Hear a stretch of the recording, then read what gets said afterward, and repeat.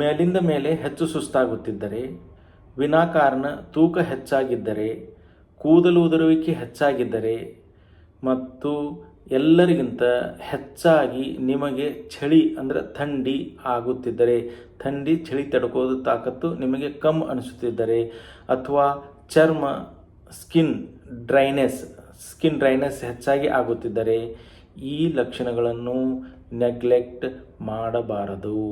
ಈ ಲಕ್ಷಣಗಳು ಅಕಸ್ಮಾತ್ತಾಗಿ ನಿಮಗೆ ಕಾಣುತ್ತಿದ್ದರೆ ಈ ವಿಡಿಯೋ ನಿಮಗಾಗಿ.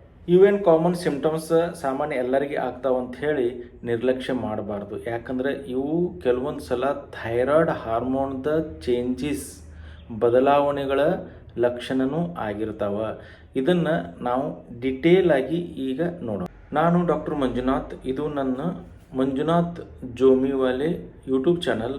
ಈ ಚಾನಲ್ ಒಳಗೆ ನಿಮ್ಮ ಜೊತೆ ಆರೋಗ್ಯ, ಆಹಾರ ಮತ್ತು ಸಾಮಾನ್ಯ ರೋಗದ ಸಮಸ್ಯೆಗಳು ಮತ್ತು ಲೈಫ್ ಆಫ್ಟರ್ 40 ವರ್ಷಗಳ ನಂತರ ಜೀವನವನ್ನು ನಾವು ಹೇಗೆ ಸಂಭಾಳಿಸಿ ನಡಿಬೇಕು, ಹೇಗೆ ಮೇಂಟೈನ್ ಮಾಡಬೇಕು ಅನ್ನೋದ್ರ ಬಗ್ಗೆ ನಿಮ್ಮ ಜೊತೆ ನಾ ಎಲ್ಲ ಪ್ರತಿಯೊಂದನ್ನು ಹಂಚಿಕೊಳ್ಳಿ. First of all, coming to this topic, thyroid ಅಂದರೆ ಏನು?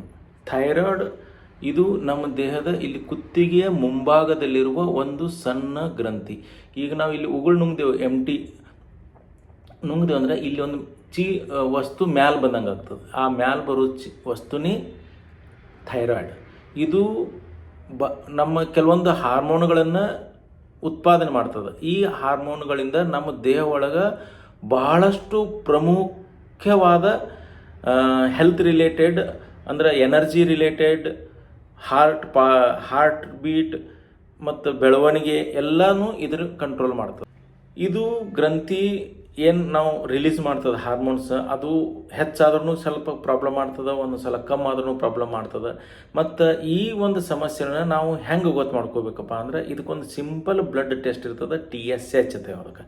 ಸಪೋಸ್ ನಿಮಗೆ ಈ ಎಲ್ಲ ಲಕ್ಷಣಗಳನ್ನು ಅನಿಸ್ತಿದ್ದವಪ್ಪ ಅಂತಂದ್ರೆ ಆ ಒಂದು TSH ಬ್ಲಡ್ ಟೆಸ್ಟ್ ಮಾಡ್ಕೊರಿ. ಅದ್ರ ಮೇಲೆ ಗೊತ್ತಾಗ್ತದೆ TSH ನಾರ್ಮಲ್ಗಿಂತ ಹೆಚ್ಚದ ಅಥವಾ ಕಮ್ಮದು. ಅದ್ರ ಮೇಲೆ ನಾವು ಹೈಪೋಥೈರಾಯ್ಡಿನಮ್ ಅಥವಾ ಹೈಪರ್ ಥೈರಾಯ್ಡಿನಮ್ ಇದನ್ನು ನಾವು ಗೊತ್ತು ಮಾಡ್ಕೋಬೋದು.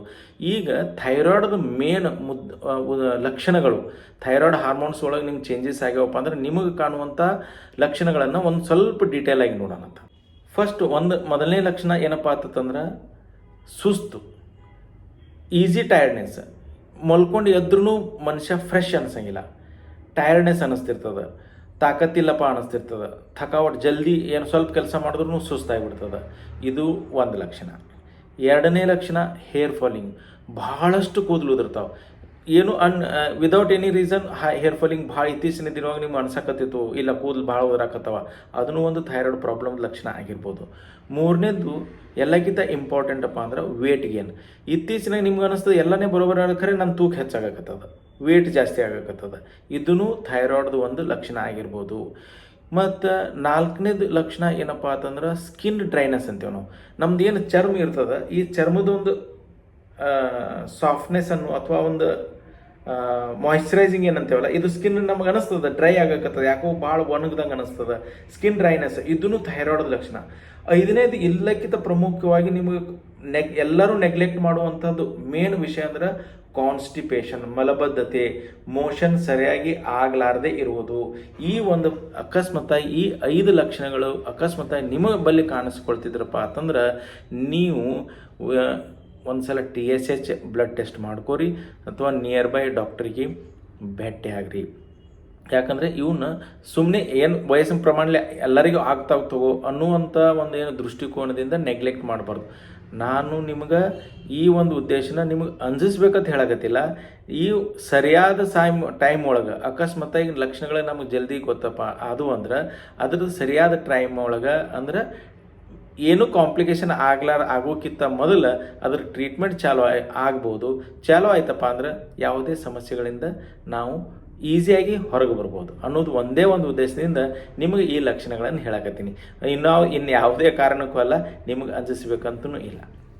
ಈ ರೀತಿಯ ಸರಳ ಮತ್ತು ಉಪಯುಕ್ತವಾದ ಮಾಹಿತಿಗಾಗಿ ನಮ್ಮ ಚಾನಲ್ ಮಂಜುನಾಥ್ ಜೋಮಿವಾಲೆ ಯೂಟ್ಯೂಬ್ ಚಾನಲನ್ನು ಸಬ್ಸ್ಕ್ರೈಬ್ ಮಾಡಿರಿ.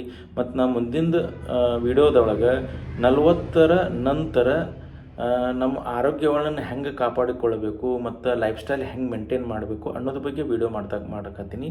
ಮತ್ತು ಈ ಒಂದು ವಿಷಯ ನಿಮ್ಗೆ ಉಪಯುಕ್ತ ಅನಿಸಿತಪ್ಪ ಅಂದ್ರೆ ನಿಮ್ಮ ಬೇರೆ ಫ್ಯಾಮಿಲಿ ಮೆಂಬರ್ಸ್ಗೂ ಈ ವಿಡಿಯೋನ ಶೇರ್ ಮಾಡಿ, ಅವರಿಗೂ ಈ ಮಾಹಿತಿ ಗೊತ್ತಿರಲಿ. ಧನ್ಯವಾದಗಳು ಮತ್ತು ಎಲ್ಲರೂ ಆರೋಗ್ಯವಾಗಿ ಇರ್ರಿ.